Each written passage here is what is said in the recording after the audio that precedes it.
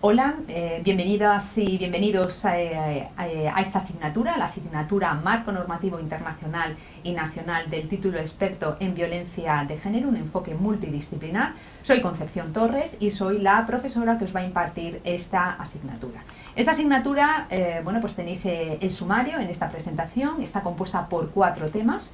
4 unidades didácticas, en cada una de ellas se van a ir abordando los aspectos conceptuales y sobre todo muy relacionado con la evolución normativa en el abordaje de la violencia contra las mujeres en el ámbito internacional y en el ámbito nacional, y específicamente dentro del ámbito internacional, en la Ley Orgánica 1/2004 de 28 de diciembre de medidas de protección integral contra la violencia de género. Si os fijáis, en la unidad 1 tenéis los aspectos o la idea clave de esta unidad es la violencia contra las mujeres en el ámbito jurídico internacional e internacional regional. Se hará referencia a los documentos normativos, a los textos normativos más importantes que han conceptualizado la violencia contra las mujeres como una forma específica de violencia que difiere de cualquier otro tipo de violencia interpersonal y en donde hay un factor clave que es la conceptualización como forma de discriminación del sistema sexo-género. En la unidad 2, lo que se va a abordar básicamente es la dimensión constitucional de la violencia de género, es decir, por qué se conceptualiza la violencia de género como la manifestación más brutal de la desigualdad estructural del sistema sexo-género, como una forma de discriminación, y eso obliga a los Estados a actuar con diligencia debida para el abordaje de estos temas, y sobre todo también como una vulneración específica de los derechos de las mujeres. Y podríamos citar, y se pueden citar muchos derechos: el derecho a la vida, el derecho a la integridad física y moral, el derecho al honor, el derecho a la intimidad, etc. Se hará una referencia dentro de este ámbito normativo interno a esa ley que marca un antes y un después, la Ley Orgánica del año 2004. En la unidad tercera, se alude a esos elementos básicos que nos permiten o que van a permitir conceptualizar el derecho a una vida libre de violencia de género como derecho fundamental, como uno de los derechos fundamentales de las mujeres con carácter general. En la unidad 4, se va a analizar en qué medida la perspectiva de género como instrumento, como herramienta analítica va a fomentar o va a permitir ahondar en el abordaje jurídico de la violencia contra las mujeres y sobre todo teniendo en cuenta la última jurisprudencia del Tribunal Supremo. Fijaos, esto es en cada una de las, en el PowerPoint vais a ver que en cada una de las unidades didácticas se alude a una serie de ideas fuerza, que son las que vais a tener que ir reteniendo con la lectura obligatoria, y luego tenéis 4 lecturas en el campus virtual, vais a contar con una lectura obligatoria y con 5 lecturas complementarias. Bien, pues esa idea fuerza la vais a encontrar en ese análisis de esa lectura obligatoria que encontraréis en la carpeta correspondiente en el campus virtual, y luego complementándola con esas otras lecturas que son complementarias. Dentro de la unidad 1, esa idea fuerza o esas ideas fuerza pues están relacionadas con la igualdad, el concepto de igualdad, que es la igualdad desde esa dimensión constitucional y también desde el punto de vista cómo se ha conceptualizado a nivel internacional, en la normativa internacional, y también la no discriminación, el concepto de no discriminación. En nuestro ámbito jurídico interno y sobre todo desde el punto de vista constitucional, el concepto de igualdad tiene un carácter trifonte, lo tenemos en el artículo 1.1 de la Constitución española como valor superior del ordenamiento jurídico, en el artículo 9.2 como mandato constitucional, como mandato a los poderes públicos para garantizar que la igualdad sea real y efectiva, y como derecho fundamental la igualdad y la prohibición de no discriminación por razón de sexo se encuentra en el artículo 14. Dentro de esta, a continuación, junto a esas ideas fuerza, tenéis la conceptualización, es decir, qué elementos son importantes retener y identificar, clarificar dentro de esta unidad 1. Pues lo tenéis en primer lugar, la violencia de género como la manifestación violenta de la desigualdad. Por lo tanto, el abordaje de la violencia contra las mujeres se tiene que enfocar desde el análisis de la igualdad, desde el marco normativo de la igualdad y la prohibición de no discriminación. Y eso es un elemento clave para poder diferenciar la violencia contra las mujeres con cualquier otro tipo de violencia interpersonal. Segunda idea clave o idea fuerza dentro de esta conceptualización: identificar la violencia de género como una forma de discriminación. Y este concepto de discriminación es clave para reputar responsabilidad patrimonial a los estados o a los poderes públicos en caso de no actuar con la diligencia debida. Por lo tanto, es un elemento clave también del enfoque jurídico normativo interno y sobre todo internacional. Y tercer elemento clave dentro de esta conceptualización, la violencia de género como una vulneración de los derechos humanos de las mujeres. Y aquí nos podemos ir a los documentos internacionales, pero también dentro de nuestro ámbito jurídico interno, pues al texto de la Constitución, al título 1 de la Constitución española, en donde se residencian todos los derechos que el constituyente ha considerado que son esenciales para dotar de subjetividad jurídica y política a los sujetos y en este caso a las mujeres. Bien, dentro de esa normativa internacional, de esa evolución que se ha producido desde el punto de vista internacional para poder conceptualizar la violencia de género dentro de con esas tres ideas fuerzas, que es como la manifestación violenta de la desigualdad, como una forma de discriminación y como una vulneración de los derechos de las mujeres, pues en el ámbito internacional tenéis todo el elenco normativo que se referencia en las diapositivas. No me voy a extender porque para eso tenéis los documentos, se pueden consultar, pero sí que es cierto que se extractan en la diapositiva aquellos aspectos básicos y esenciales, porque obviamente el contenido de los documentos es bastante más importante. Fijaos que tenéis en un primer momento la Carta de Naciones Unidas de 1945, que dio lugar luego a esa Declaración de los Derechos Humanos de 1948. Simplemente voy a hacer alusión o voy a referenciar ese cambio de nomenclatura en el propio documento, porque con anterioridad a estos documentos, cuando se hablaba de textos internacionales que abordaban los derechos fundamentales, los derechos humanos, aquellos derechos que se consideraban esenciales para las personas, para su desarrollo, aludían a los derechos del hombre. Aquí ya empezamos y ya se habla en el año 48 de los derechos humanos. Por lo tanto, ya se produce esa ruptura de identificar ese modelo normativo del humano como el varón. Bien, a continuación tenéis los pactos internacionales de los derechos civiles y el Pacto de los Derechos Sociales, Económicos y Culturales, en donde también se alude a la igualdad y a la no discriminación por razón de sexo. Son del año 66. Y luego un documento que se suele obviar en la mayoría de referencias internacionales, que es la Convención sobre los Derechos Políticos de la Mujer.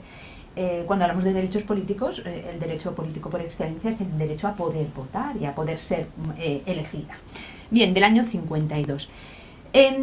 Tenéis otra referencia a normativa internacional, pero os voy a incidir exclusivamente en la Convención sobre la Eliminación de todas las formas de discriminación del año 79, lo que llama la Convención sobre la CEDAW. Y os voy a recomendar que tranquilamente en casa, cuando estéis trabajando en los documentos, que consultéis, que subrayéis el concepto de discriminación que se incluye en este documento, porque ese concepto de discriminación es clave para el abordaje jurídico de la violencia contra las mujeres. Luego, en el ámbito internacional regional, tenéis el Convenio Europeo de los Derechos Humanos de 1950, básico para poder recurrir al Tribunal Europeo de los Derechos Humanos ante cualquier vulneración de los derechos en el ámbito de la violencia de género que pueda producir los Estados. Y sobre todo, muy reciente y que es normativa directamente aplicable, muy reciente porque entra en vigor en España en el 1 de agosto del 2014. El documento es un tratado internacional, es el Convenio del Consejo de Europa sobre prevención y lucha contra la violencia contra la mujer, conocido coloquialmente como el Convenio de Estambul. Se firma en 2011, pero como digo, entra en vigor en nuestro ordenamiento jurídico, que es cuando aparece publicado en el Boletín Oficial del Estado, en agosto del 2014. Un documento clave, porque además va a obligar, y así se ha puesto en el Pacto de Estado contra la Violencia de Género, a modificar nuestra ley orgánica, la ley orgánica contra la violencia de género del año 2004, para adaptarla. Hay una obligación, hay un mandato que tenemos que asumir como Estado, en la medida en que tenemos ratificado este documento, para pues ampliar el concepto de violencia de género, no solamente como lo aborda la ley en el ámbito jurídico interno en España, que es en el ámbito relacional de la pareja o expareja. Bien, luego tenéis una serie de directivas de la Unión Europea. No voy a incidir, aluden a pues al concepto de discriminación, a cómo se ha recogido en la normativa de la Unión Europea la igualdad y cuál ha sido el desarrollo de la igualdad de mujeres y hombres, con lo cual también con una incidencia directa en la normativa que aborda la violencia contra las mujeres. A continuación, dentro de esta unidad de la primera unidad, tenéis una serie de lecturas recomendables, que van a complementar esa lectura obligatoria que tenéis en la carpeta. Obviamente, la Convención de la CEDAW del año 79, y de nuevo os invito a leer detenidamente el artículo 1 donde se recoge ese concepto de discriminación, y luego también el Convenio de Estambul. Por lo tanto, como complemento de estas ideas básicas y de la lectura obligatoria, tenéis estos dos documentos. Vamos con la unidad 2. ¿Cuáles son esas ideas fuerzas que subyacen de esta unidad 2 y que es esencial que retengáis, que sepáis? Fijaros, la igualdad y no discriminación en el texto constitucional. ¿Cómo se ha configurado la igualdad en el texto de la Constitución de 1978? Lo adelantaba al principio de mi intervención, es decir, con un carácter trifonte, con una triple dimensión. La igualdad como valor superior del ordenamiento jurídico, junto con la libertad, la justicia, el pluralismo político, etc., en el artículo 1.1 de la Constitución. La igualdad como mandato de optimización, como un mandato a los poderes públicos para que eliminen cualquier obstáculo que dificulte que la igualdad sea real y efectiva, es lo que se entiende como la igualdad material. Y luego la igualdad como derecho fundamental con unas tutelas reforzadas. Y ahí lo tenemos en el artículo 14. Y en ese artículo 14 se constitucionaliza la igualdad como derecho fundamental, pero además se proscribe cualquier forma de discriminación, entre ellas por razón de sexo. Por lo tanto, esa triple dimensión de la igualdad constitucional. Eso nos permite hablar de un concepto que tenéis a continuación, el derecho desigual igualatorio, y permite introducir en los ordenamientos jurídicos esa triple dimensión de la igualdad constitucional. Eso es lo que se llama acciones positivas, es decir, introducir mecanismos a nivel de políticas públicas o a nivel de elaboración de normas, en donde, teniendo en cuenta la situación de partida desigual de los sujetos a los que van destinadas esas normas, establecer unas leyes distintas, algunas introducir diferenciaciones. No toda diferenciación va contra la igualdad en sentido formal y abstracto, sino que en muchas ocasiones es necesario un tratamiento jurídico diferente para conseguir una igualdad real. Y es ese concepto que os invito a profundizar en él, sobre el derecho desigual igualatorio, que está avalado constitucionalmente por las sentencias del Tribunal Constitucional.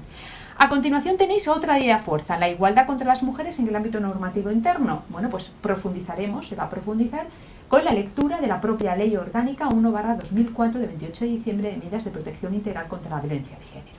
¿Cuáles son, junto a esas ideas fuerza, las conceptualizaciones esenciales? La construcción jurídica de la igualdad constitucional, que ya os lo he adelantado, aludiendo a esa triple dimensión.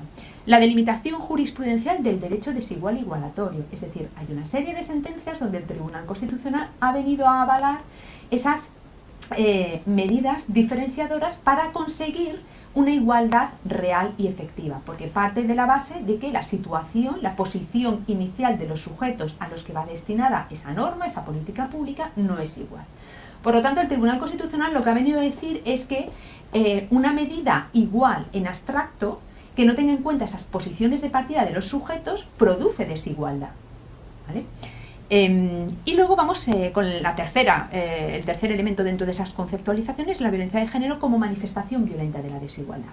Y ahí, bueno, pues es importante tener en cuenta, ¿no?, que lo que subyace en el fondo, ¿no?, de las situaciones de violencia de género es una asimetría de poder sociosexual en la forma de relacionarse de hombres y mujeres. De ahí que el sujeto activo, cuando se habla de violencia de género, siempre sea un varón, y el sujeto pasivo, el sujeto que sufre esa situación de violencia, siempre es una mujer. Los textos normativos de referencia, pues fijaros, la Constitución Española del año 78, la Ley 27/2003, donde se regula esa orden de protección en materia de violencia de género, la Ley del año 2004, que ya la he citado en varias ocasiones, y es una ley que en esta formación seguro, ya no solamente en esta asignatura, sino que en el resto de asignatura os la habrán citado, porque es una ley integral que incluye medidas de sensibilización civilización, de educación, etcétera. La Ley Orgánica de Igualdad Efectiva de Mujeres y Hombres.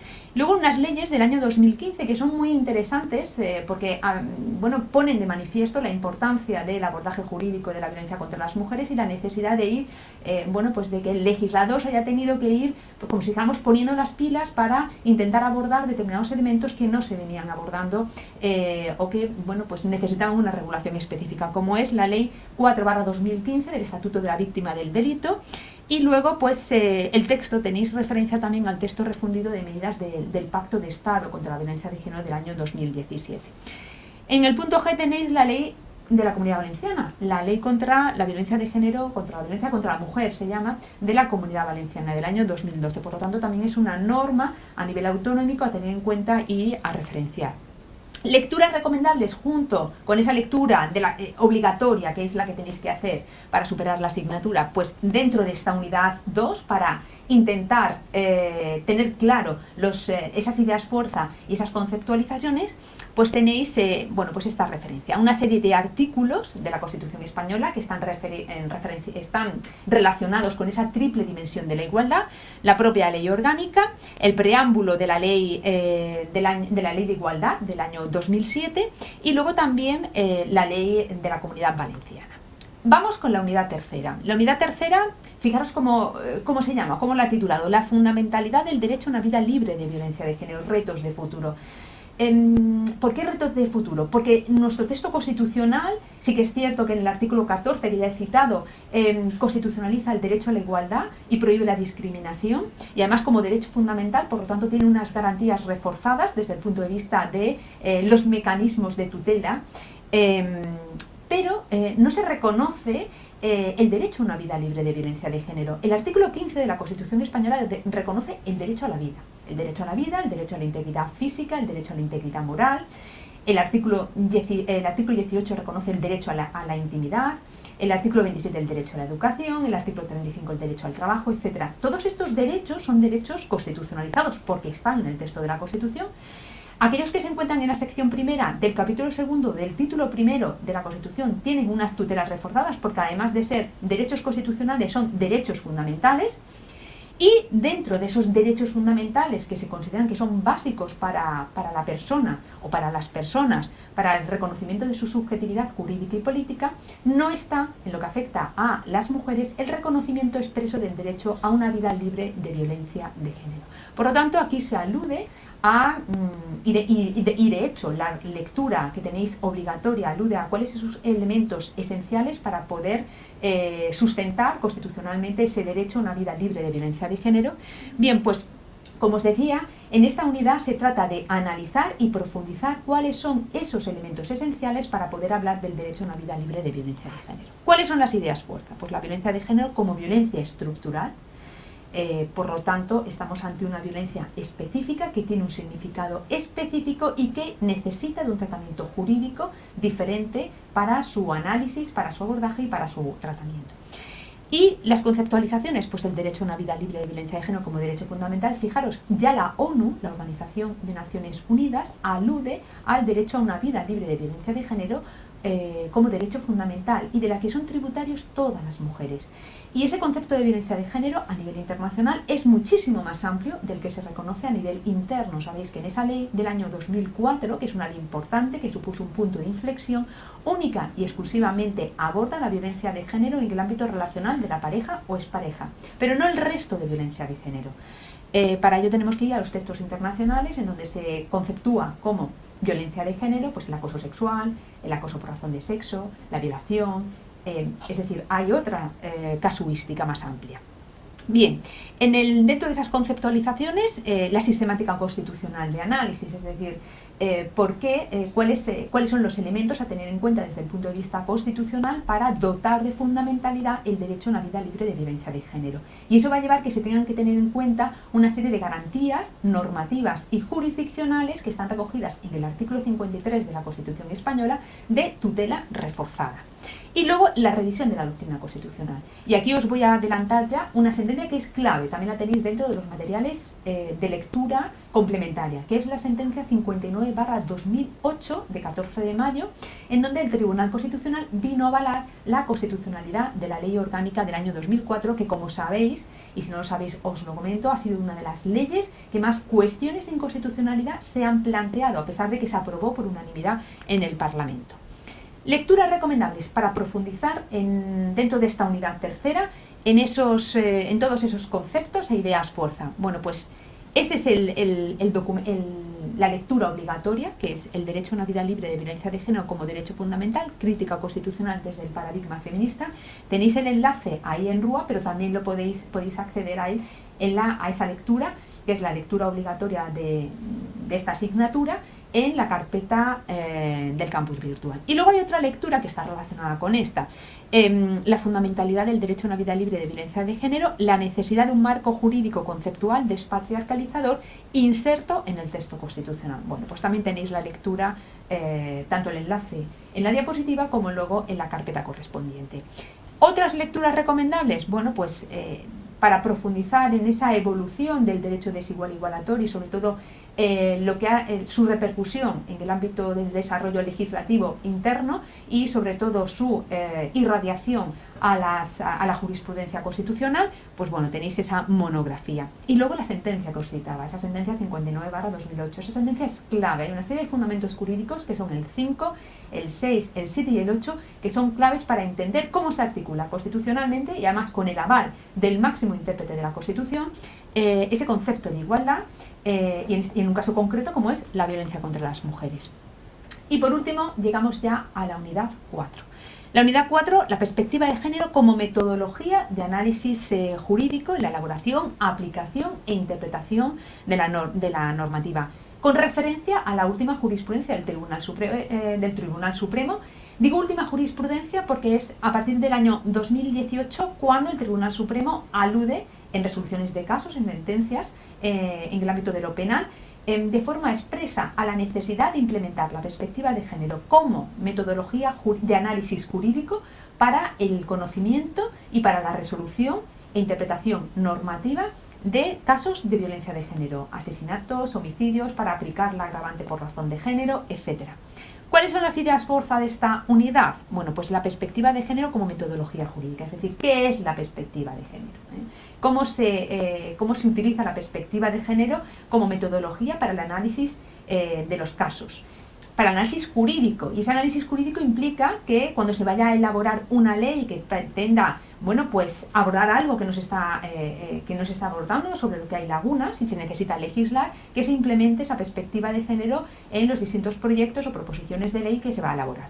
Cuando se va a aplicar o a interpretar una norma en sede judicial, también se utilice la perspectiva de género como metodología de análisis jurídico. ¿Y cuáles son sus implicaciones? Para introducir la perspectiva de género como metodología jurídica es necesario tener claro dos conceptos, el concepto sexo y el concepto género. Entiendo que en las anteriores asignaturas que ya habéis cursado, esos dos conceptos ya los tendréis claros: sexo, lo biológico; género, lo cultural, lo construido, etc. Eso permite reflexionar críticamente de en qué términos el discurso jurídico ha construido a las mujeres y las ha posicionado en un lugar de mayor o menor poder, con una mayor capacidad de acción o menor, etc. Conceptualizaciones de esta unidad. Pues la distinción, como decía, entre sexo y género como categorías jurídicas de análisis, el sistema sexo-género en el ámbito jurídico, y aquí, bueno, pues fijaros, os voy a citar a una autora que supongo que si seguís profundizando en la materia, os la citarán en otros ámbitos. Catherine McKinnon, en los años 70, una jurista americana feminista, decía que el derecho trata a las mujeres como los hombres ven y tratan a las mujeres. De ahí que se haya aludido, ¿no? Pues existan esos eslóganes de que la justicia es patriarcal, de que el derecho no tiene en cuenta las experiencias y vivencias de las mujeres, sobre todo en delitos donde los sujetos pasivos son las mujeres, como puede ser delitos contra la indemnidad y libertad sexual, etc. De ahí que sea necesario introducir esta perspectiva de análisis jurídico para reflexionar en qué términos el discurso jurídico ha construido a los sujetos y si podemos decir que el sujeto de derechos es un sujeto neutro, porque no ha sido neutro ni no lo es. Bien, y luego en tercer lugar, la elaboración, aplicación e interpretación normativa desde un análisis sensible al género.